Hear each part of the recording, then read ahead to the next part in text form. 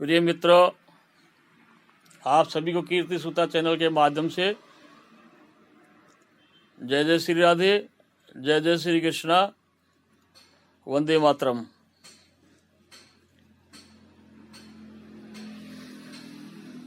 मित्रों, अधिकांश जीव दुखी रहता है और दुख का कारण नहीं जानकर और वो परेशान होता रहता है। तो मैं एक बात बहुत अच्छी तरह से आपको बता देना चाहता हूँ। अगर दुख का कारण दूसरा नहीं है, हम स्वयं है। हमारी कारण से दुख और सुख उत्पन्न होते हैं।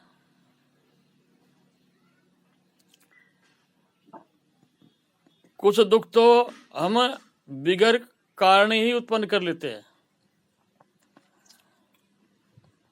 जैसे बहुत लोग आते भी हैं और अपनी व्यथा भी सुनाते हैं।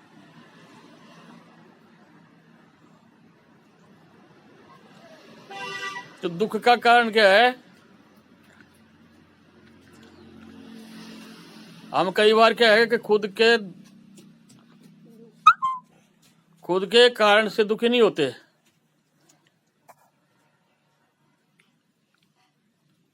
हम अकारण ही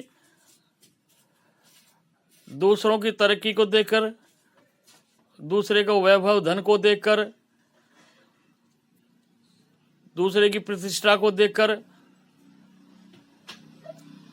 अंदर ही अंदर परेशान होने लग जाते हैं। अगर ये आदमी इतना सुखी क्यों है?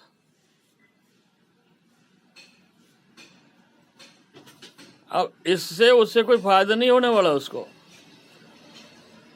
ना उसके गलत सोचने से उसका धन नष्ट होता, ना उसके सोचने से उसका वैभव नष्ट होता, ना उसको गलत सोचने से उसकी कीर्ति पर, प्रतिष्ठा पर कोई आंच नहीं आती है। लेकिन जो सोच रहा है ना, वो अंदर से दुखी हो रहा है।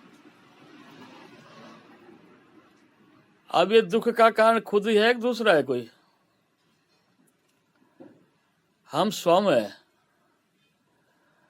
तो ये हमारी जो ईर्ष्या की प्रवृत्ति हो गई, क्योंकि ये जीव राग और द्वेष में लिपटा रहता है रात दिन। या तो किसी से बहुत ज्यादा प्रेम करने लग जाता है तो एक दिन वहां से भी धोखा मिल जाता है, वो भी दुखी हो जाता है। या ये किसी की चीजें देखते हैं और उनको देखकर हमारे चित्त में फिर विचार आते हैं, फिर दुखी होते हैं। तो इनसे बचने के लिए देखो, शास्त्रों में उपाय है। शास्त्र हमारे सामने एक मार्गदर्शक है, एक दर्पण की तरह से काम करता है। लेकिन हम शास्त्र को भी एक तरफ रख देते हैं और जो विचार आ रहा है उसी को आने देते हैं। हम उस पर रोक लगाते नहीं है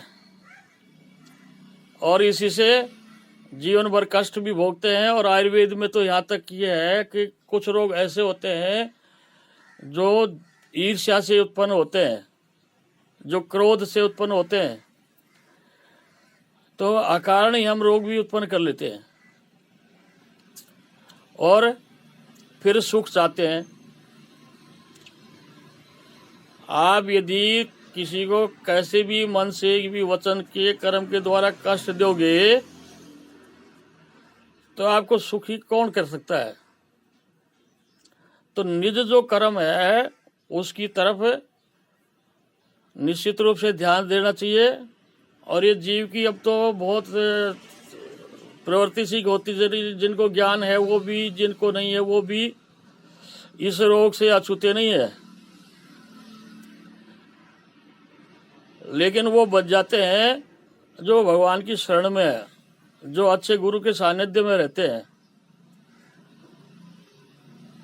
क्योंकि काव्य शास्त्र विनोदेन कालो गस्ती दीमताम व्यसनेन च मूर्खाणाम निद्रा कलीनवा। श्रेष्ठ व्यक्तियों का जीवन धर्मशास्त्र पढ़ने में, सत्संग सुनने में, सत्कर्म करने में व्यतीत होता है। और मूर्खों का जो है जीवन, वो परनिंदा, दूसरों के दोषों को देखना, दूसरे को वैभव को देखकर जलना, कलह रखना, कलेश करना, तो ऐसे लोगों का जीवन उसमें नष्ट हो जाता है। तो ये जीवन की कीमत क्या है, शास्त्रों में अनमोल बताया है। तो हर पल सावधान रहने की जरूरत है मित्रों, क्योंकि तुम बोलते समय भी ध्यान नहीं रखते, करते समय भी ध्यान नहीं रखते, और विचार करते भी ध्यान नहीं रखते।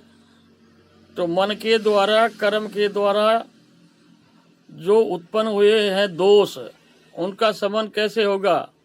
उनका शमन होगा विचारों से, शास्त्रों का अध्ययन करने से।